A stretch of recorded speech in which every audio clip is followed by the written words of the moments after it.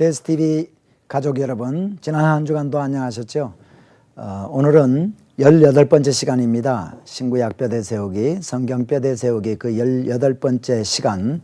오늘부터 우리는 신약 성경을 공부하겠습니다. 그래서 오늘 타이틀은 복음서와 예수님, 특별히 오늘은 사복음서와 함께 예수님의 행적에 대해서 함께 공부하기를 원합니다. 자, 지난 주에 우리는 신구약의 중간기에 대해서 좀 공부를 했죠. 그리고 마지막 시대에 있을 환란에 대해서도 잠시 우리가 보았습니다. 그 마지막 시대에 대해서는 시간이 되면 오늘 공부가 끝날 부분에 가서 이제 예수님이 하신 마지막 때에 어떤 일이 일어날 것이다 하는 그 부분에 가서 우리가 다시 한번 공부하기를 하고요. 신구약 우리 예수님이 오신 그 배경에 대해서 우리가 함께 잠시 공부하고 이제 예수님에 대해서 공부하기를 원합니다. 자, 다시 한번 우리가 도표를 한번 보겠습니다. 예수님이 오시기 전에 신구약 중간기 바사 왕국, 페르시아 왕국이라고 하는 바사 왕 시대가 있었고요. 그때 중요한 그 구약 시대 포로 시대와 귀환 시대 왕으로 고레스 왕과 아하수에로 왕과 아닥사스다 왕을 들 수가 있습니다. 그리고 그 다음에 바사가 헬라에 의해서 멸망을 당하죠. 알렉산더 대왕에 의해서 멸망을 당하고 알렉산더 대왕이 그리스 왕으로 이제 그 바벨론과 옛날 바벨론과 바사가 통치했던 그 나라들을 이제 통치하게 되고 알렉산더 대왕이 죽고 그 계승자들이 또 다스리죠. 그리고 그 후에 이제 톨레미 장군과 셀루커스 장군 등 알렉산더 대왕의 부하였던 네 장수에 의해서 이제 알렉산더 대왕이 통치했던 그 영토를 분할해서 다스리게 됩니다. 그리고 이제 셀루커스 왕조에 안디오커스 4세라고 참 나쁜 왕이 있었다고 했습니다. 마지막 시대 적그리스도의 예표로서 보여주고 있는 이 안디오코스 4세의 학정에 시달리던 이스라엘 백성들이 이제 마카비 혁명을 일으킨다라고 했습니다. 마따디아라는 사람과 그 아들들이 이제 혁명을 일으키죠. 그 혁명을 일으키고 나서 이 마따디아의 자손들이 이제 이루는 왕조가 바로 하스모니안 왕조입니다. 그래서 이때 165 BC부터 63 BC까지 약 100년 동안을 이제 이스라엘을 다스리게 되는데 이때 이제 하스모니안 왕조에서 이두메의 총독으로 헤롯의 할아버지인 안디바스를 이제 총독으로 임명을 합니다. 그래서 이두메의 총독으로 이제 임명을 하게 되는데, 그래서 결국 헤롯 대왕이 이제 결국은 이 안디바스의 그 손자 아닙니까? 그래서 헤롯 대왕이 이제 서서히 등장을 하게 되는 겁니다. 그러니까 하스모니안 왕조의 그 임명으로 이제 총독이 안티바스가 총독이 되어 있었는데, 나중에요, 이 로마에 이제 등을 얻고 안디파테르가 하스모니안 왕조의 마지막 그 하스모니안 왕조의 그 힐카누스 왕을 대적해서 이제 반란을 일으키게 됩니다. 그래서 결국은 힐가누스 2세 때 와서 이제 예루살렘이, 그러니까 다시 말하면 하스모니안 왕조가 무너지게 됩니다. 무너지게 되고 힐가누스 2세는 로마에게 조공을 바치기로 약속을 하고, 이제부터 힐가누스 2세는 왕이 아니라 제사장으로서의 역할만 감당하게 되고, 그 안티바스의 아들이었던 이 안디파텔이 사실상 그 유다 지역을 다스리게 됩니다. 그래서 집정관이라는 타이틀을 가지고 다스리게 되죠. 그렇게 해서 안디파테레가 이제 다스리게 되는데, 로마는 상당히 그 이후에 참 복잡합니다. 이 폼베이와 가이사의 패권 다툼이 이렇게 있게 되죠. 이때 바데인들이 이제 쳐들어와서 안티파테르를 살해하게 됩니다.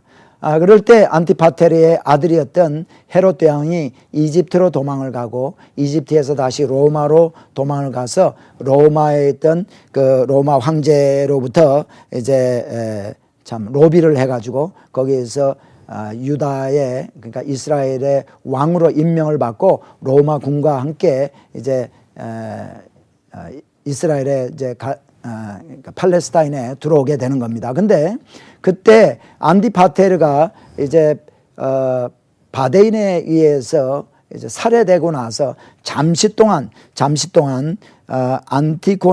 안티고노스라고 이 하스모니안 왕조 그러니까 마카비 가문의 이제 후손인 이 안티고노스가 하스모니안 왕조로서 다시 부활을 하게 됩니다. 잠시 동안.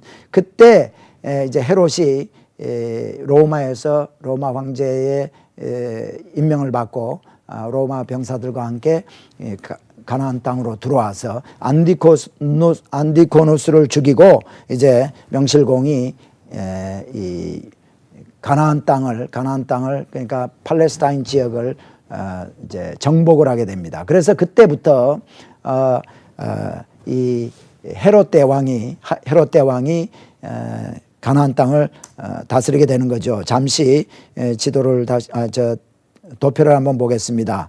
자, 네, 로마 시대 때 안티파테르 헤롯 대왕. 그래서 헤롯 대왕이 나중에는요, 우리가 잘 아는 대로 예수님이 탄생하고 나서 얼마 있지 않다가 죽게 되죠. 죽게 됐을 때 그 세 아들이 많이 있었는데 아켈라오라는 아들과 빌립이라는 아들과 안디바가 이제 이 헤롯이 다스리던 그 이스라엘을 3등분 해가지고 이제 나누어 가지게 됩니다. 그래서 아켈라오는 유다 지역과 사마리아와 이두메, 그 다음에 빌립이라는 사람이 갈릴리 북동쪽과 동쪽, 그 다음에 안디바, 우리가 잘 아는 헤롯 안디바는 갈릴리와 베레아 지방을 이렇게 활당을 받고 다스리게 되죠. 자, 이것이 바로 우리 조금 전에 보았던 헤롯 대왕 이후에 아켈라오, 빌립, 이 안디바 이때 우리 예수님이 오게 되는 겁니다. 예수님은 헤롯 대왕 때 오지만은 예수님이 자랄 때 또 이럴 때 전부 아켈라오도 있고 예수님 십자가에 달리실 때 헤롯 궁에 가가지고 마지막에 십자가 달리시기 전에 희롱을 당하고 모욕을 당하는 데가 있는데 그 왕은 바로 헤롯 안디바가 되는 겁니다. 자, 그렇게 해서 우리 예수님이 결국 이제 헤롯 대왕 시대에 이 땅에 오게 되는 겁니다. 근데요, 예수님이 오시게 된 것이 어느 날 갑자기 오신 것이 아니라 구약 시대에 참 창세기 이후에 여인의 후손이 참 뱀의 머리를 이렇게 참 누를 것이라고 약속하신 하나님의 말씀, 그 말씀이 점점 구체화되면서요, 메시아, 인류를 구원하시기 위한 하나님의 계획인 메시아가 이 땅에 오실 것을 구약에 보면은 계속해서 얘기를 해주고 있습니다. 참 구약을 우리가 전체 39권을 읽고 나서 우리가 발견해야 될 것은 오실 메시아를 우리는 이 구약을 통해서 우리가 발견을 해야 됩니다. 그런데 특별히 구약에서 오실 메시아에 대한 언제 어떻게 어떤 모습으로 오셔서 어떻게 참 돌아가실 것이라는 것을 예약해 놓은 성경 구절이 있습니다. 이 구절을 우리가 함께 보기를 원합니다. 자, 첫 번째 성경 구절은 사무엘하 7장 12절로부터 13절의 말씀입니다. 이 사무엘하에서는 다윗에게 나단 선지자를 통해서 약속하신 이 말씀은 다윗의 후손으로 나라를 세우게 될 것이다. 그리고 그 나라 위를 우리 하나님께서 영원히 경고케 하실 것이다 라는 말씀이 사무엘하 7장에 이제 기록이 되어 있죠. 그러니까 오실 메시아는 다윗의 후손으로 오시게 된다는 것을 우리는 알 수가 있고요. 두 번째 말씀은 이사야서 7장 14절에 있는 말씀입니다. 이 7장 14절의 말씀은 처녀가 잉태하여 아들을 낳을 것이다. 다시 말하면은 우리 메시아는 처녀에게 잉태되어서 처녀의 아들로서 오게 될 거다 하는 것을 우리 이사야서를 통해서 알 수 있죠.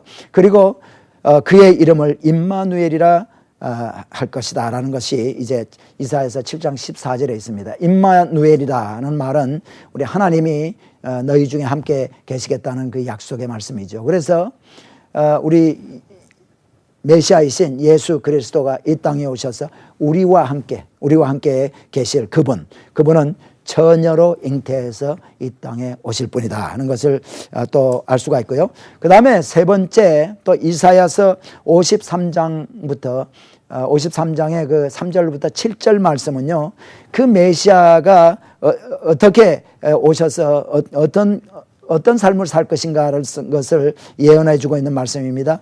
우리 그 메시아는 멸시를 당하시고 고통을 받고 죽을 것이다.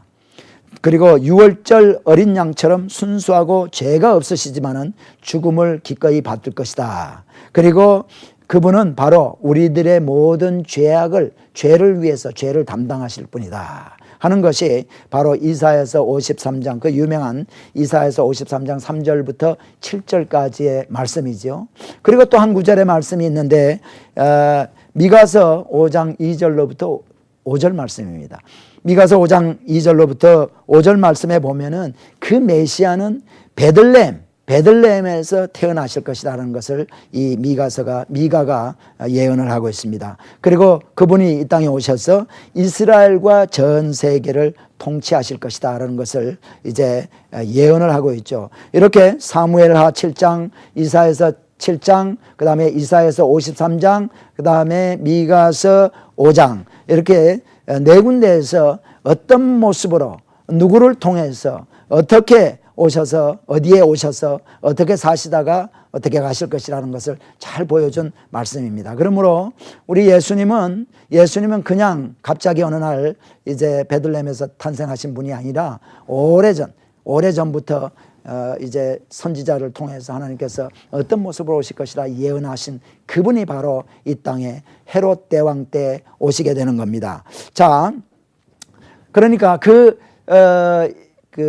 우리 예수님의 오셔서 탄생에서부터 십자가에 달리시고 부활하셔서 승천하실 때까지의 기록한 그 예수님에 대한 기록이 뭐냐? 바로 복음서이죠. 마태복음, 마가복음, 누가복음, 요한복음 이 4복음서가 다 우리 예수님의 생애를 다루고 있습니다. 그런데 이 예수님의 생애를 다루고 있는 이 네 권을요. 제일 우리는 학자들이 참 연구한 바에 의하면은 마가복음을 제일 먼저 기록을 했다고 합니다. 마가복음을 제일 먼저 기록하고 마가복음이 존재하고 있을 때 누가와 마태가 이 마가복음과 또 한 권의 지금은 존재하지 않는 다른 책을 예수님에 대한 그 책이 있었는데 그걸 큐복음이라고 큐서다 이렇게 얘기도 하죠. 그래서 이 마가복음과 큐라는 책을 이제 근거로 해서 마태와 누가가 이 예수님에 대한 자기가 들은 것과 또 본 것과 또 마태복음과 큐에서 얘기하고 있는 것들을 종합해서 기록한 책이 바로 마태복음과 누가복음이다. 그래서 마태복음, 마가복음, 누가복음 이 세 권을 공관복음이라고 그럽니다. 그리고 제일 나중에 기록됐다고 여겨지는 이 요한복음은 이 세 책을 근거로 하지 않고 좀 독특한 책이죠. 물론 예수님에 대해서 기록한 책이지만 그래서 이 네 권의 4복음서 중에서 요한복음을 제외한 이 세 권의 책을 공관복음이라. 그래서 이제 마태복음의 어떤 참 예수님의 행적을 공부할 때 이 다른 책들도 함께 비교를 하고 참고를 하면서 읽으면은 좋다. 그래서 같이 볼 수 있는, 같이 시각으로 이렇게 볼 수 있는 책이다 해서 공관복음이라고 하고 요한복음입니다. 그런데 4복음서에 예수님의 행적에 대해서 쭉 기록이 되어 있는데요. 이 예수님의 행적들이 누가복음은 대체로 이 연대기별로 이렇게 좀 기록이 되어 있지만은 마태복음과 마가복음, 이 두 권 책 그리고 또 요한복음은요 그렇게 연대적으로 되어 있지 않습니다. 그래서 우리가 이제 연대적으로 어떻게 예수님의 탄생에서부터 예수님이 십자가 달릴 때까지를 이렇게 참 시기적으로 이렇게 우리가 쭉 연결해서 생각해 보는 것도 상당히 좋습니다. 그런데 그것이 그렇게 쉽지는 않죠. 학자들마다 조금 더 다른 의견도 있고 합니다. 그런데 우리는 그 예수님의 생애를 시기적으로 쭉 이렇게 연결해서 네 권의 책을 이제 종합적으로 우리가 이제 거기에서 뽑아서 시기적으로 시대적으로 우리가 공부하기 이전에 사복음서에 대해서 우리가 좀 공부하기를 원합니다. 사복음서는 마태, 마가, 누가, 요한 똑같은 예수님의 행적에 대해서 기록하고 있지만은요 각기 저자들이요 복음서 저자들이 그들이 읽기를 원하는 그러니까 독자들이라고 할 수 있죠. 독자들이 다르고 독자들이 다르기 때문에 거기에 예수님을 어떤 모습으로 참 포커스를 맞춰가지고 기록하고 있는가 하는 것이 좀 다릅니다. 그렇기 때문에 한번 우리가 도표를 보면서 한번 공부하기를 원합니다. 자, 마태복음은요, 마태가 유대 땅에 살고 있는, 다시 말하면 유대인 기독교인들에게 주는 그 복음, 그 사람들을 오디언스로 해서 쓴 책이 바로 마태복음이죠. 그렇기 때문에 이들은 기다리고 있는 이들이 기다리고 있는 자기네들을 해방시켜줄 그 왕으로 오실 메시아를 이제 부각시키고 있습니다. 그리고 마태복음에는 주로 예수님의 많은 설교들이 기록되어 있죠. 그 다음에 마가복음은 로마 이방인들, 로마에서 살고 있던 그 당시 예수를 믿지 않는 이방인들을 오디언스로 해서 독자로 해서 이렇게 기록을 한 책입니다. 그렇기 때문에 로마에서는요 종으로 오신 예수님의 여러 가지 모습이 있는데 섬기러 오신 예수님을 이제 부각하고 있습니다. 이 마가복음은. 그래서 이 마가복음 안에는 또 특별히 많은 기적들이 기록이 되어 있고요. 그 다음에 누가복음, 신약 성경의 세 번째로 나오는 누가복음은 히랍 이방인들, 히랍 사람, 그리스 사람들, 예수 믿지 않는 이방인들을 대상으로 해서 이 누가가 복음서를 썼습니다. 그러니까 히랍인들에게는요 이 인자로 오신 예수님, 하나님의 아들로 오신 예수님이 아니라 사람의 아들로 오신 예수님을 많이 부각하고 있습니다. 그래서 이 누가복음에는 예수님의 인성이 많이 부각이 되어 있습니다. 예를 들면은 이제 사마리아 여인을 만나러 갔을 때 우물가에 앉아서 이제 걸터 앉았을 때 참 힘드시고 참 오랫동안 이렇게 걷고 피곤해 하시는 이런 예수님을 이제 우리 누가가 참 많이 기록을 하고 있습니다. 그래서 사람과 하나님께 사랑스러워 가시더라. 우리 예수님의 어릴 때 모습 이렇게 기록하고 있죠. 그래서 이 누가복음은 인자로 오신 예수님. 그러니까 누가복음에는 또 비유가 많이 기록이 되어 있고, 요한복음은요 대상이 전 인류입니다. 요한이 참 읽기를 원하는 독자들은 전부 전 인류를 대상으로 했기 때문에 특별히 하나님의 아들 Son of God, 하나님의 아들 예수님을 부각을 하고 있습니다. 그러니까 Son of God이기 때문에 참 하늘에 계시던 그분이 이 땅에 오신, 그래서 요한복음 1장 1절에 보면 태초의 말씀이 계시니라, 그 말씀이 이제 요한복음 1장 14절에 보면 육신을 입고 이 땅에 오신 것을 이렇게 얘기를 하고 있습니다. 그래서 요한은 또 그 내용을 보면은, 요한복음의 내용을 보면 예수님과 참 개인적인 만남을 주로 많이 부각을 하고 있습니다. 그래서 마태복음, 마가복음, 누가복음, 요한복음의 이제 오디언스, 독자가 누구인가, 또 어떤 예수님을 이제 부각시키고 있는가, 보여주고 있는가 하는 것을 잠시 알아봤고요. 자, 그러므로 재밌는 사실 하나는, 우리가 예수님의 족보가 복음서에 이렇게 기록이 되어 있습니다. 물론 복음서 이전에 역대하에 보면은 이제 역대상인가요? 보면은 그 다윗으로부터 시작해서 쭉 다윗의 족보가 어떻게 이제 연결이 되어 오는지를 보여주고 있는데, 이 복음서에 예수님의 족보가 나옵니다. 자, 첫 번째 우리 마태복음을 보면은요, 마태복음은 아까 유대인 기독교인들에게 대상으로 해서 쓴 책이라고 했습니다. 그렇기 때문에 그분들은 왕으로 오신 예수님, 다시 말하면 아브라함으로부터 그들의 유대인들은요, 그 아브라함 이전의 사람들은 별로, 조상들은 별로 관계를 하지 않습니다. 별로 신경을 쓰지 않습니다. 아브라함의 후손으로 온 그 메시아. 그래서 그 마태복음에 보면은요, 아브라함부터 족보가 이렇게 쭉 기록이 돼 있죠. 그 다음에 마가복음. 아까 마가복음은 제가 로마 이방인들을 대상으로 해서 쓴 책이라고 그랬습니다. 그리고 종으로 오신 예수님을 부각했다고 그랬습니다. 그러므로 종으로 오신 예수님이기 때문에 종은 여러분 족보가 인정되지 않습니다. 그리고 종은 그 주인이 족보에 대해서 알기를 원하지도 않죠. 그렇기 때문에 이 마가복음에는 종으로 오신 예수님이기 때문에 나타내 주기 때문에 마가복음에는 예수님의 족보가 기록이 되어 있잖아요. 그 다음에 세 번째 누가복음을 보면은요, 누가복음은 뭡니까? 아까 그리스 히랍의 이방인인데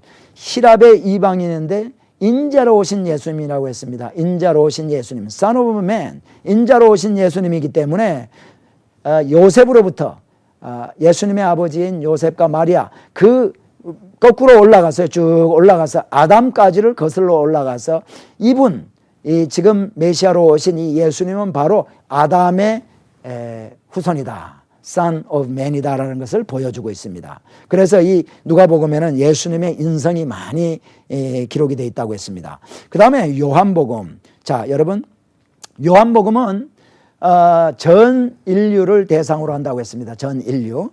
자, 전 인류를 대상으로 했고 하나님의 아들로 오신 예수님을 나타낸다고 했습니다. 그렇기 때문에 요한복음 1장 1절에 보면요, 우리가 요한복음 1장 1절이 여러분 요한복음 신약성경 142페이지에 있는데 여기 보면 이렇게 1장 1절에 이렇게 되어 있습니다. 태초에 말씀이 계시니라. 이 말씀이 하나님과 함께 계셨으니 이 말씀은 곧 하나님이시니라.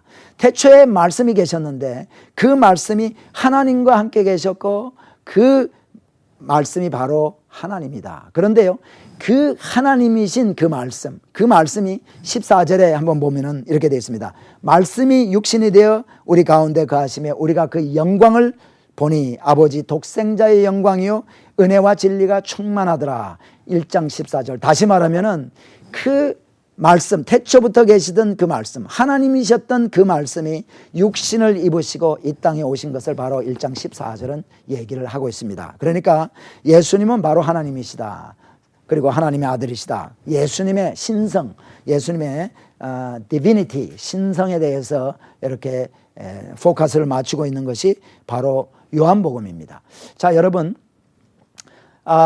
누가복음이나 마태복음 같은 책은 우리 그 예수님의 탄생에 대해서 기록을 잘 하고 있습니다. 다시 말하면 크리스마스 스토리라고 하는 예수님의 탄생 기록이 쭉 나와 있는데 요한복음에는 사람들이 이 크리스마스 스토리가 없는 것으로 생각을 많이 하죠. 그러나 이번 요한복음 1장 1절과 1장 14절에서 우리가 읽은 것처럼 태초에 말씀이 계시니라. 그 말씀이 하나님과 함께 계셨고 그 말씀이 곧 하나님이시라고 했는데 그 하나님이 1장 14절에 육신을 입으시고 오셨다는 이 1장 1절과 1장 14절 말씀이 바로 요한이 우리에게 주시는 크리스마스 스토리입니다. 예수님의 탄생 스토리가 바로 요한복음 1장 1절과 1장 14절에 있는 겁니다. 자, 여러분, 우리가 이것을 바로 복음서 4복음서가 예수님의 생애에 대해서 기록하고 있는데 예수님의 생애를 크게 나누면 첫 번째 예수님 탄생과 유년기입니다. 예수님이 어떻게 탄생하셨고 예수님이 어릴 때까지 어떻게 자랐는가, 특별히 누가복음을 통해서 12세, 12세까지 스토리가 잠시 이렇게 기록이 되어 있죠. 그 다음에 12세부터 예수님이 공생애가 시작될 때까지, 다시 말하면 예수님이 세례 받으시면서 공생애가 시작이 되는데 그때까지는요, 마태복음, 누가복음, 마가복음, 또 요한복음 이 4복음서에서 침묵하고 있는 부분입니다. 그러니까 우리는 그 예수님이 세례 받으실 때까지 어떤 모습으로 어떻게 사셨는지 잘 모르죠. 우리가 단지 아는 것은 이 나사렛에서 참 요셉과 마리아의 아들로서 목수의 아들로서 목수일을 하면서 살았다는 정도밖에 우리는 알지 못합니다.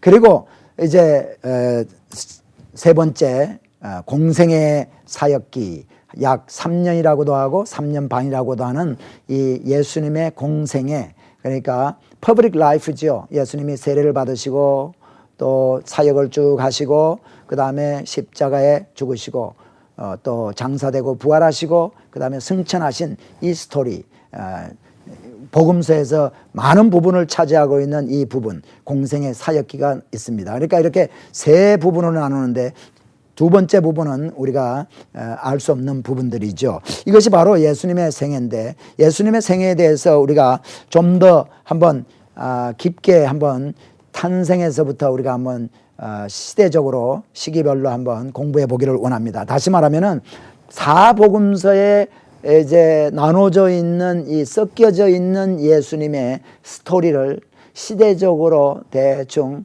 순서적으로 우리가 한번 생각해 보기를 원하는 거죠. 자, 예수님의 생애 첫 번째 유년기가 되겠습니다. 탄생 및 유년기인데요. 예수님의 부모 요셉과 마리아는 나사렛에서 살고 있었습니다. 그때 성령의 잉태함으로 천사가 와서 이 마리아에게 이제 성령으로 잉태할 것을 참 가르쳐 주죠. 수태고지라고 하죠. 성령으로 이렇게 잉태를 하게 되고 내가 아들을 낳을 것이다 라고 얘기를 합니다. 그럴 때 이 나사렛에서 이렇게 잉태를 하게 되는데요. 그런데 결국 아까도 제가 우리가 함께 예수님의 예언에 대한 네 가지 말씀을 우리가 공부를 했지만은 미가서 5장 2절로부터 5절까지 보면 베들레헴에서 이 메시아가 탄생할 것을 얘기를 했습니다. 그러니까 결국 잉태는 요셉과 마리아가 나사렛에서 했지만은 예수님의 출생은 베들레헴에 가서 출생을 해야 됩니다. 왜? 하나님의 말씀을 참 이루시기 위해서는 이 예수님은 베들레헴에서 탄생해야 되는 거죠. 그래서 그런데요, 놀라운 사실은 누가복음에 보면은 아구스도 황제 때에 로마 아구스도 황제죠. 이 당시는 로마의 이제 지배 아래에 이렇게 있었는데, 아까도 제가 말씀드렸듯이 헤롯 대왕이 로마의 지배하에 로마의 등을 얻고 이제 가나안 땅을 이제 전부 정복을 했다. 제가 말씀을 드렸습니다. 이때 헤롯 대왕 때입니다. 헤롯이 참 왕으로 있을 때에, 그러니까 로마에 영향력이 미치는 곳이 바로 이곳인데, 그때 아구스도 황제가 호적하라는 명을 내렸다. 오늘날 같으면 호적을 하라 그러면 그저 자기가 지금 현재 살고 있는 곳에서 인구 센서스를 전부 하면 되지만은 그 당시에는요, 호적을 한다 하면은 전부 자기 고향으로 돌아갔습니다. 고향으로 전부 돌아가서 호적을 하죠. 근데 요셉과 마리아는 바로 다윗의 후손입니다. 우리가 참 룻기를 통해서 볼 때 룻이 보아스를 만나고 보아스와 룻 사이에서 오벳이 태어나고 오벳의 아들로 이새가 태어나고 이새의 아들로 이제 다윗이 오죠. 그리고 우리 하나님께서는 사무엘하 7장에서 다윗을 통해서 메시아가 올 것을 예언하지 않았습니까? 그러니까 유다 자손, 유다 지파 중에서도 다윗의 후손으로 와야 됩니다. 그러니까 마리아와 요셉이 이제 호적하라는 영을 받고 베들레헴으로 돌아가는 것은 너무나 당연하죠. 왜? 이들의 조상이 바로 베들레헴에서 살던 사람들이었기 때문에. 우리는 다윗이 베들레헴에서 살다가 참 엘라 골짜기에 가서 골리앗과 싸웠던 것을 잘 알지 않습니까? 그 다윗의 후손, 그러니까 베들레헴이 바로 그들의 고향입니다. 그래서 그들이 이제 베들레헴에 호적을 하러 갔다가 참 묵을 곳이 없어가지고 많은 사람들이 이제 호적하러 오기 때문에 묵을 곳이 없죠. 그러다가 거기서 이제 어느 마구간을 빌려서 있는 동안에 우리 예수님이 마구간에서 탄생을 하게 되는 겁니다. 예수님이 참 좋은 궁궐에서도 태어날 수 있지만은 마구간에서 태어났다는 것이 얼마나 감사한지도 모르죠.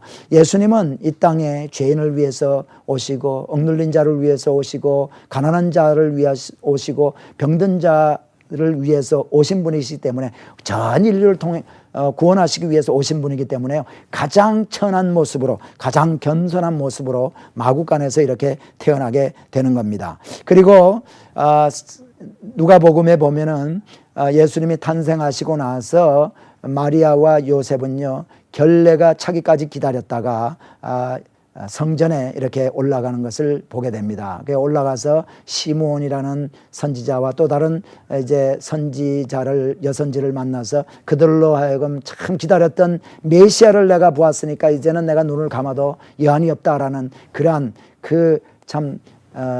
그분이 바로 예수님이 바로 메시아인 것을 확인해주는 그러한 선지자의 그 고백을 또 듣게 되지요. 마리아는 그 얘기를 들으면서 아마 분명히 자기가 낳은 아들이 이 땅에 구세주로 주신 참 메시아인 것을 확신을 했을 줄 믿습니다. 여기에 보면은요, 결례가 차기까지 기다렸다라는 얘기가 있습니다. 이 결례라는 건 뭐냐면은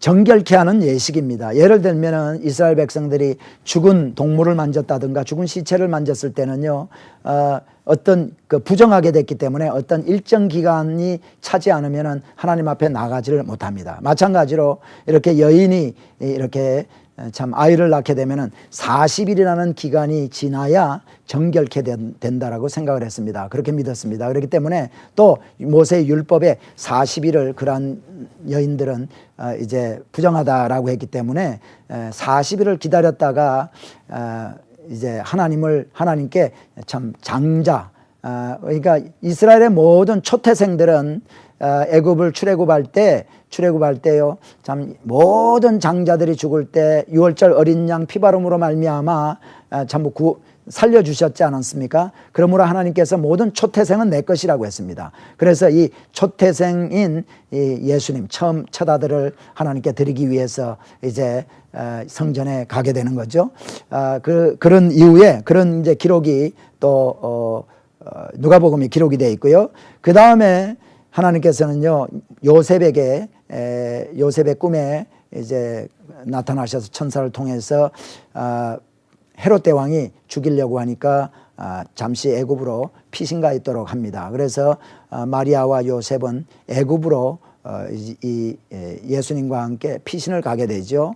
그리고 거기에서 몇 년 동안 사시다가 헤롯 대왕이 죽고 나서 다시 또 요셉의 꿈에 이제 헤롯이 죽었으니까 돌아가도 된다. 그래서 예수님과 함께 이제 귀향을 하게 됩니다. 귀향을 하게 될 때 이들은 베들레헴으로 가지 않고 그들이 전에 살던 나사렛으로 이렇게 돌아가게 되죠. 자, 여러분, 우리 예수님 유년기에 있었던 탄생과 유년기 때 지도를 함께 잠시 보기를 원합니다. 자, 여러분, 네, 이 지도가 바로 예수님 유년기 지도인데요. 나사렛에서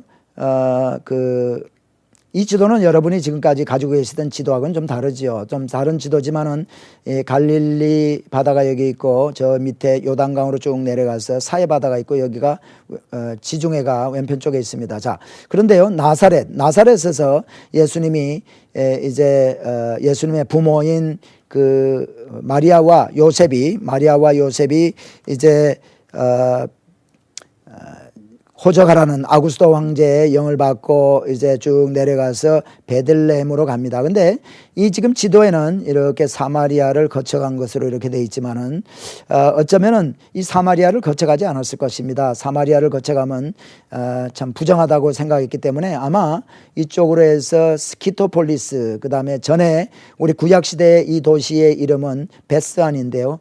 이 베스안 쪽을 거쳐서 요단강 주위를 따라서요. 여기 평지거든요. 그러니까 여기를 잠시 죄송합니다. 네, 여기를 따라서 쭉 가서 여리고를 통해서 여리고에서 예루살렘을 거쳐서 이 베들레헴으로 갔으리라고 믿습니다. 그래서 여기에서 이제 예수님 찬생하시고 그 다음에 예루살렘 성전에 올라가셔서 참 예수님을 데리고 성전에 이제 40일 만에 가고 그 다음에 또 애굽으로 예수님과 함께 피신을 가죠. 이때 분명히 해변길을 통해서 애굽으로 갔을 것입니다. 그래서 애굽에서 사시다가 다시 이제 가사를 거쳐서 이렇게 나사렛으로 올라갔을 것입니다. 그리고요, 여기에서부터 예수님이 이제 오셔서 쭉 사시다가 성경에 보면은 12세가 되어서 12살이 되어서 예루살렘 유월절을 지키기 위해서 예루살렘 성전에 가는 스토리가 나옵니다. 이때도 마찬가지로 이 나사렛에서부터 이제 남쪽으로 쭉 해서 여리고를 거쳐서 예루살렘에 갔을 것입니다. 근데 그 성경에 보면은요, 그때 유월절을 지내고 돌아오다가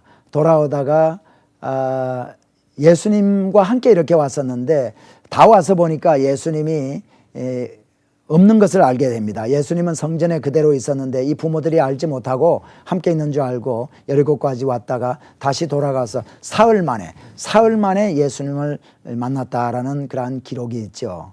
여러분, 아까도 제가 좀 말씀드렸지만은 나사렛에서 이렇게 내려올 때 사마리아를 거쳐서 내려오면 여리고로 갈 필요가 없습니다.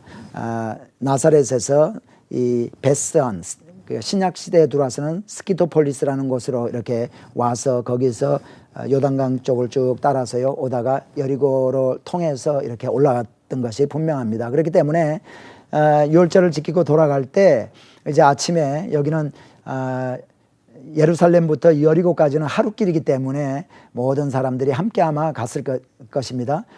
그러니까 제가 생각하기는 남자들은 남자들끼리 여자들은 여자들끼리 이렇게 얘기하면서 가니까 예수님 부친인 그 요셉은 예수님이 마리아하고 같이 있지, 마리아는 또 아빠하고 같이 있나 보다 그랬을지도 모르지요.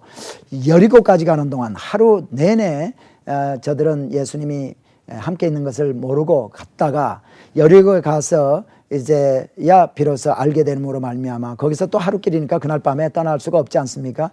거기서 아마 분명히 하루를 묵었을 것입니다. 그리고 그 이튿날 또 아침에 일찍 떠나서 여리고를 떠나서 이제 예루살렘까지 올라옵니다. 또 하루가 걸렸겠지요. 그러니까 예루살렘에 와서 또 하룻밤을 자고 아침에 들어가서 분명히 찾지 못하니까 성전에 들어가서 찾았을 것입니다. 성전에 들어갔을 때 예수님이 제사장들과 서기관들과 이런 사람들과 참 토론하고 있는 모습을 이제 보고 거기서 만나서 이제 같이 오는데 사흘 만에 만났다 하는 기록이 있죠. 이것을 봤을 때 여리고가 하루길, 또 이게 분명히 참 우리가 지도를 할 때 이런 참 유익한 것이 있죠. 제가요, 이것은 여담입니다만은 일전에 어느 그 방송 설교를 통해서 들리는 그 설교를 들었는데요. 이 예수님의 탄생 소식을 누가가 얘기하고 있는 탄생 소식을 이제 설교하는 어느 목사님이 이런 말씀을 하신 적이 있습니다. 예수님이 그 천사가 그 마리아에게 이제 성령으로 잉태할 것이다라는 것을 얘기하고 내 친족 엘리사벳도 그렇게 잉태했다는 것을 이제 얘기해 줬을 때 마리아가 빨리 유대 산중에 있는 친족 엘리사벳을 찾아갔다라는 기록이 있지 않습니까? 이것을 보고 참 그 목사님은 마리아가 유대 산중으로 막 달려갔다 이렇게 표현을 했습니다. 이거는 성경의 지도를 모르기 때문에 이러한 그 해석이 나오는 거죠. 여기에서 빨리라는 것은 빨리 뛰어갔다라는 의미가 아니라 그 음성을 듣고 곧 바로 이제 유대 산중으로 갈 준비를 했다라는 의미의 그 빨리입니다. 그런데 이 나사렛에서 유대 산중까지는요, 이 여자의 몸으로서는 나귀를 타고 가도 이제 며칠 걸릴 수 있는 그러한 거리 아닙니까? 여기를 어떻게 달려서 갈 수가 없죠. 그러므로 우리가 특별히 말씀을 가르치는 우리 주의 종들이나 우리 성도님들은 지도를 알아야 분명히 하나님께서 주신 이 말씀의 배경을 알고 바로 전할 수 있다라는 것을 잠시 한번 말씀을 드렸습니다. 자, 여러분 한번 지도를 한번 다시 보세요. 네, 이 나사렛에서부터 유대 산중은 여기입니다. 그러니까 최소한 여기 나사렛에서부터 여기까지는요 한 7, 80마일 내지 한 60마일 정도는 너끈히 되는 그러한 거리지요. 자, 그래서 우리 6월절에 12살 때 이제 우리 예수님이 예루살렘 성전에 이제 갔다 온 것을 우리가 보고 귀향을 한 것을 우리는 압니다. 그리고 이 12세부터 예수님이 이제 12세부터 예수님이 다시 이제 공생애를 시작하는 세례 받을 때까지의 기록은 우리가 복음서를 통해서 알 수가 없습니다. 우리는 알지 못하죠. 그래서 아마 이 기간이 한 17년이나 18년 정도 되지 않을까 생각하는데요. 퀘션 마크입니다. 이 기간 동안은. 그 다음에 이제 이 예수님의 초기 사역이 이제 시작이 됩니다. 초기 사역은 세례를 받음으로부터 시작을 하죠. 자, 한번 도표를 한번 보세요. 네, 초기 사역. 예수님이 세례를 받습니다. 세례를 받고 세례를 어디 와서 받는가? 요단 강가에 와서 받죠. 세례 요한이 세례 주고 있는 거기까지 찾아와서 세례를 받고 그 부근에 있는 유대 광야로 시험을 당하러 가십니다. 예수님의 그 세례받은 그 장소를 보여주는 지도를 잠시 제가 보여드리겠습니다. 네, 자, 여러분 이 나사렛에서부터 이 요단강이 쭉 이렇게 있는데요. 요단강을 쭉 와서 베레아를 거쳐서 아마 이 베다니가요. 두 군데가 있습니다. 여기 예루살렘 바로 예루살렘 동편에 감람산 지나서 있는 베다니, 여기가 마르다와 마리아가 살고 있는 베다니고요. 그 다음에 이제 요단 저편에 있는 건너편에 있는 베다니가 있어요. 이 베다니 근처에서 세례를 받지 않았을까? 아니면은 이쪽 근처에서 세례를 받았을 수도 있습니다. 하여간 이 요단강 근처에서 세례를 받으시고 그 다음에 이 유대 광야라고 하면은 이 여리고가 있는 그쪽에 광야를 얘기를 하죠. 여기가 주디안 윌더네스라고 여기 돼 있는 이곳에 참 사단의 성령에 이끌려서 가서 이제 40일 금식 기도를 합니다. 금식 기도를 할 때에 우리 사단이 참 찾아와서 시험을 하죠. 세 가지 시험을 통해서 우리 예수님을 넘어뜨리려고 시험을 하지만은 우리 예수님은 그때마다 말씀을 인용하시면서 기록하였으되 늘 이렇게 말씀하시면서 승리하는 그런 모습을 우리에게 보여줍니다. 그리고요, 이 초기 사역 시대, 그러니까 세례 받으시고 시험 이제 금식하시고 시험 당하심으로 말미암아 그 승리하신 후에 예수님은 제자를 이렇게 선택하는 것을 봅니다. 베다니에서 있었던 일이죠. 안드레를 만납니다. 그리고 안드레를 만났을 때 안드레가 자기 형제 시몬 베드로에게 와서 참 내가 만난 사람을 봐라, 내가 메시아를 만났다라고 이렇게 증거함으로 또 시몬 베드로를 주님 앞으로 인도를 하고 그 다음에 또 주님이 이제 빌립을 만납니다. 또 빌립을 만났을 때 빌립도 마찬가지로 예수님을 이제 나다넬에게 예수님을 만나라고 이렇게 얘기를 합니다. 그래서 결국은 여기서 그 당시에 세례 요한의 제자들이었다라고 생각되는 안드레와 그 형제 시몬 베드로와 빌립과 나다나엘, 그렇게 이 네 사람을 이제 제자로 택하는 것을 보게 됩니다. 그리고 예수님은 그 베다니에서 다시 이제 나사렛 지방으로, 그러니까 갈릴리 지방으로 이렇게 올라가면서 가나라는 곳으로 갑니다. 가나에 가서 예수님이 하신 일 우리는 너무나 잘 알죠. 가나 혼인잔치에서 물을 포도주로 만드는 예수님의 첫 번째 참 그러한 기적을 가나 혼인잔치에서 우리가 볼 수가 있고요. 자, 그리고 이 가나 혼인잔치 이후에 잠시 동안 예수님은 이 가버나움을 방문을 합니다. 그런데 가나 혼인잔치 했던 가나가 어느 곳인가 잠시 지도를 통해서 한번 보여드리겠습니다. 이 지도도 여러분이 익숙지 않은 지도입니다. 그러나 늘 이제 지금쯤은 여러분 저와 함께 지도를 좀 많이 공부했기 때문에 갈릴리 바다에서 나사렛 또 이렇게 톡 튀어나온 부분 갈멜산이 여기 있죠. 그러니까 얼마든지 여기서 본 기억을 가지고 여러분 가지고 계신 지도에서 이 가나를 찾으실 수 있으리라 봅니다. 여기가 나사렛이고요. 나사렛 위에 십보리가 있고 그 다음에 그 위에 가나가 있죠. 이쪽 베다니에서부터 예루살렘에서 베다니를 통해서 쭉 해서 예수님이 가나에 와서 가나 혼인잔치에서 물로 포도주를 만드시고 그 다음에 여러분 이왕 지도 보신 김에 요 갈릴리 바다 주변을 한번 살펴보겠습니다. 갈릴리 바다 서편에 보면은요, 서편 제일 밑에 제일 중요한 디베리아가 있습니다. 디베리아, 타이베리어스라는 그 로마 황제가 있었습니다. 그래서 그 황제의 이름을 따서 이 도시를 디베리아라고 하죠. 그래서 이 갈릴리 호수를 갈릴리 바다라고도 하지만은 이 갈릴리 바다를 디베리아 바다라고도 합니다. 디베리아 바다. 그 다음에 그 위에 조금 보면은요, 막달라라는 곳이 있습니다. 이 막달라 마리아가 여기에서 살다가 왔기 때문에 이 막달라 마리아라고 이렇게 얘기를 하죠.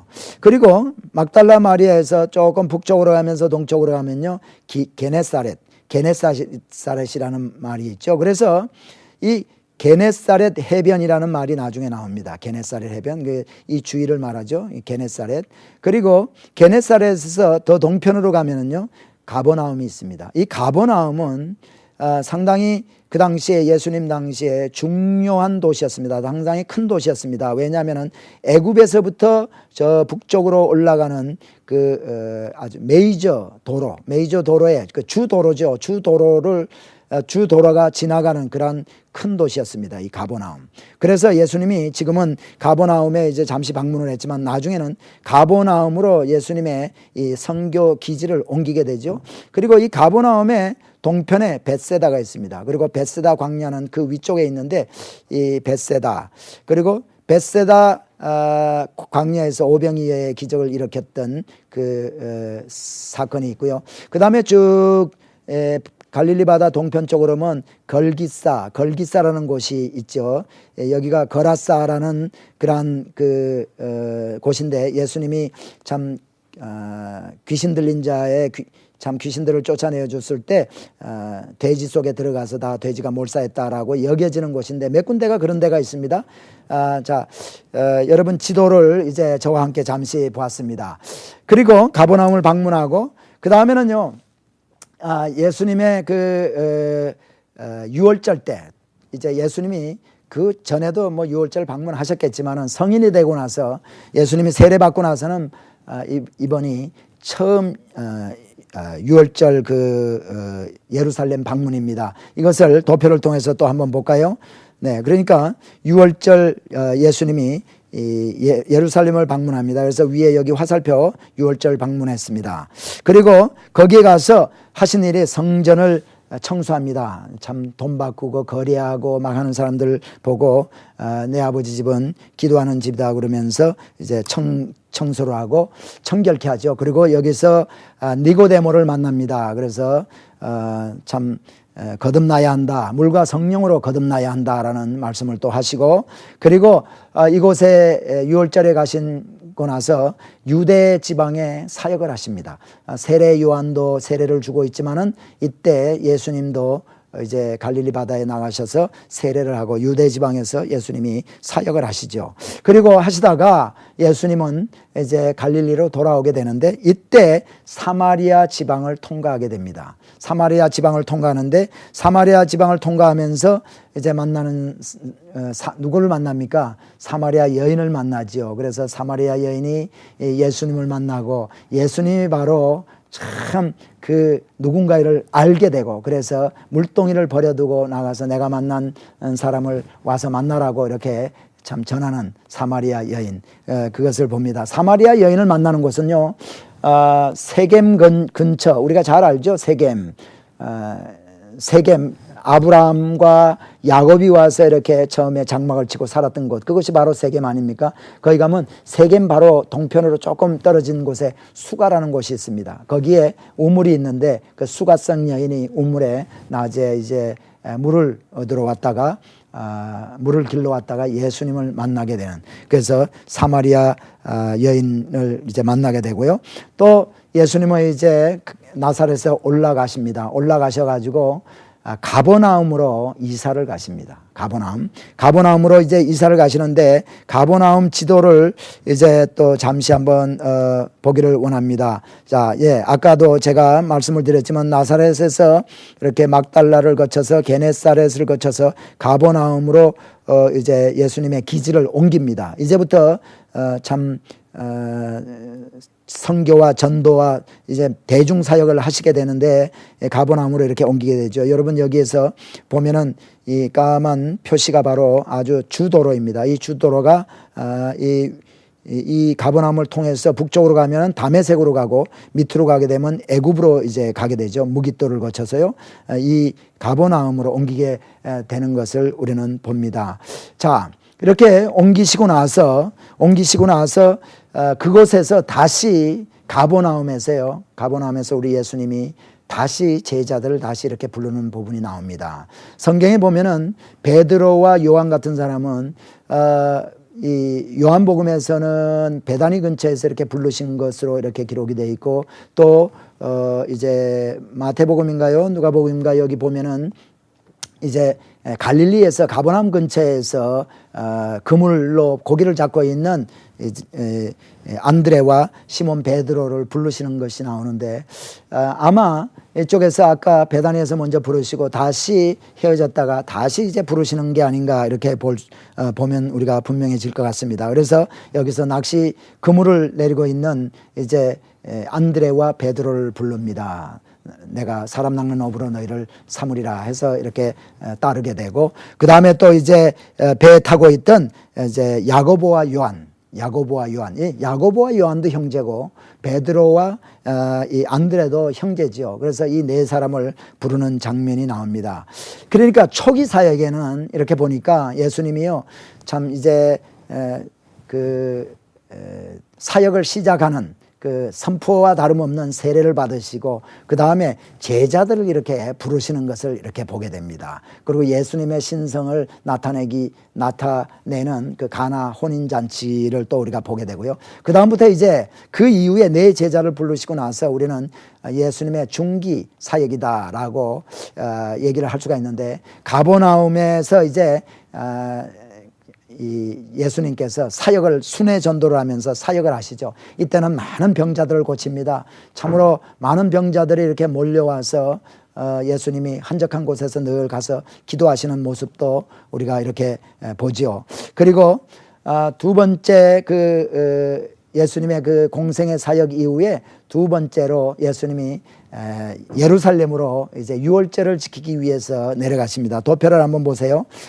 네, 중기에 주로 와서 가버나움에 이제 순회 갈릴리 지역에 가버나움을 중심으로 사역을 하시고, 그 다음에 유월절 지키기 위해서 내려갑니다. 그 내려가셔가지고 베데스다에서 기적을 행하시죠. 그리고 또 가버나움으로 이렇게 이제 다시 올라오십니다. 그리고 가버나움에 올라오셔서 예수님이 갈릴리 지방 그 가버나움으로 다시 올라오셔서 12제자들을 확정합니다. 이 12제자 안에는 물론 우리 예수님을 참 팔아먹은 유다가 포함이 되어 있죠. 12제자를 이제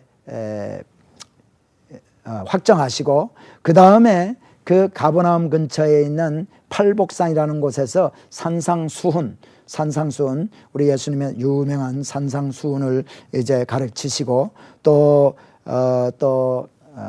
모래산 기슭에 있는 나인성에 가서 나인성 과부의 또 죽은 아들을 또 살리는 일도 있고, 그 다음에 갈릴리 지방을 우리 예수님이 달리시면서 순회 전도를 하십니다. 그리고 그때에 거라사까지 가게 되죠. 거라사까지 가서 귀신 들린 자를 또 고쳐주고, 그때 많은 또 귀신들이 내쫓겨서 돼지 안에 들어가서 돼지가 몰살하는 그런 것도 보고, 또 이때 갈릴리 사역을 하시면서 참 광풍을 만났을 때 예수님과 함께 제자들이 같이 이제 갈릴리를 건너가고 있었는데 갑자기 광풍이 일어납니다. 그때 예수님은 잠을 주무시고 계셨을 때 제자들이 참 신경질적으로 예수님께 이렇게 잠만 자고 있습니까? 우리는 죽게 되었는데 하면서 그렇게 했을 때 믿음이 없는 자여 하면서 우리 예수님께서 광풍을 말씀으로 잠잠케 하시는 그러한 기사가 우리가 복음서에서 나오고, 또 이제 야이로의 딸, 가버나움의 회당장 야이로의 딸을 가버나움에서 고치는 것도 나오죠. 그리고 벳세다, 아까 가버나움 동편 쪽으로 좀 이렇게 가서 벳세다라는 곳에 벳세다가 있고 그 위에 광야가 있다고 했습니다. 벳세다 광야에 가서 오병이어의 기적을 일으키는 것, 이것도 우리가 참 성경을 통해서 보게 됩니다. 그리고 예수님은 오병이어를 기적을 일으키시고 나서 또 게네사렛이라는 곳으로 이제 예수님이 오십니다. 그리고 다시 예수님이 가버나움으로 가시는데요. 자, 이제 여러분 가버나움 사진을 잠시 저희가 보여드리겠습니다. 이 가버나움은 가버나움 근처에 팔복산도 있고, 또 가버나움에 바로 앞에 우리 예수님의 베드로의 장모 집에 들어가서 참 열병으로 누워있는 장모를 고치는 그러한 곳이 바로 가버나움인데요. 자, 이 사진은 가버나움을 항공으로 촬영한 항공사진입니다. 여기가 바로 회당입니다. 이 예수님이 들어가셔서 가버나움의 회당에 들어가셔서 말씀을 전하실 때 귀신 들린 자의 정체가 드러나고 했던 곳이 바로 이 회당인데요. 물론 이 지금 여기에 지금 그 폐허로 남아있는 이 회당은 한 4세기 정도에 지었던 회당입니다. 하지만은 이 터 위에 바로 예수님이 들어갔던 그 회당 터 위에 다시 지었던 것이라는 그 확신이 이 고고학자들과 성서고고학자들을 통해서 우리는 확인을 할 수 있습니다. 그리고 이 앞에도 여기 이제 주택들이 있고요. 그 다음에 이 앞에 여러분 이 팔각으로 이렇게 된 기초 부분을 볼 수 있습니다. 이 사진을 찍었을 때는요, 오래전에 여기 위에 교회가 있었는데요. 다시 말하면 헬레나라고 로마 황제의 그 어머니가 예수님이라든가 이 성지를 다니면서 이제 교회를 많이 세웠습니다. 그런데 여기가 바로 베드로 장모집인데 그 터 위에 교회를 세웠었는데 이때 이 건물이 다 이제 폐허가 됐습니다. 폐허가 됐는데 제가 갔을 땐 여기에 새로운 건물이, 교회 건물이 이렇게 다시 지어져 있습니다. 여기가 바로, 그리고 지금 여기 잘 보이진 않지만 왼편 쪽으로 갈릴리 바다가 보이고 있습니다. 자, 여기는 그 가버나움의 입구이죠. 입구. 그리고 회당에서 본 갈릴리 가버나움 회당에서 본 그리스 정교회입니다. 사진은 지금 이것으로 오늘 보여드리는 것으로 제가 그만 보여드리고요. 오늘 벌써 여러분과 함께 공부 시작한 지가 벌써 1시간이 다 된 것 같습니다. 그래서 마칠 시간이 됐습니다. 오늘은 예수님의 사역 가운데 예수님의 중기사역, 특별히 민중사역 가운데 이제 쭉 6월절 이후에 가버나움 갈릴리에서 사역했던 것을 우리가 공부했습니다. 사진을 보다가 마쳤는데 다음 주일에 가버나움 사진을 좀 보여드리면서 또 다시 공부를 시작하겠습니다. 그러면 우리 다음 주 이 시간에 우리 성도님들 다시 만날 때까지 성도님들 성령 충만한 가운데 신앙생활에 승리하시다가 한 주간 후에 함께 만나겠습니다. 안녕히 계십시오.